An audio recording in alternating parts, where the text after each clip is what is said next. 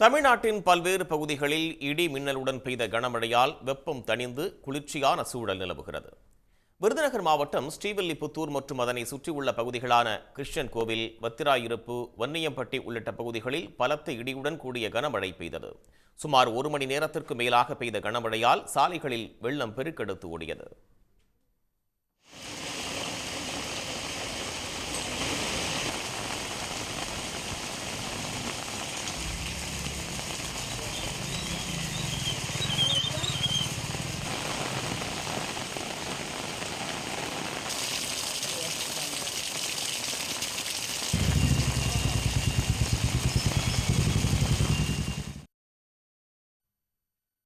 கோவை மற்றும் அதனை சுற்றியுள்ள பகுதிகளில் சுமார் 1 மணி நேரம் கனமழை கொட்டி தீர்த்தது. இதன் காரணமாக கோவையில் வெப்பம் தணிந்து குளிர்ந்த சூழல் நிலவுகிறது. இதேபோன்று பொள்ளாச்சி மற்றும் ஆனைமலை சுற்றுவட்டார பகுதிகளிலும் பலத்த காற்றுடன் கனமழை பெய்தது.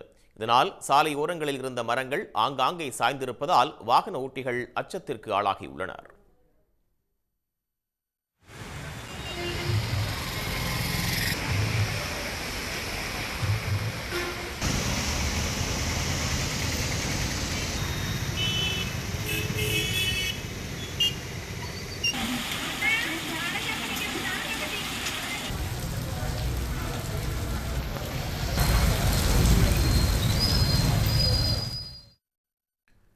நீலகிரி மாவட்டம் கூடலூர் மற்றும் அதனை சுற்றியுள்ள பகுதிகளில் சுமார் 1/2 மணி நேரம் மழை பெய்தது. இதனால் மலை காய்கறிகள் மற்றும் தேயிலை பயிரிடப்பட்டிருக்கும் விவசாயிகள் மகிழ்ச்சி அடைந்துள்ளனர். வெப்பம் தணிந்து குளிர்ச்சியான சூழல் நிலவுகிறது.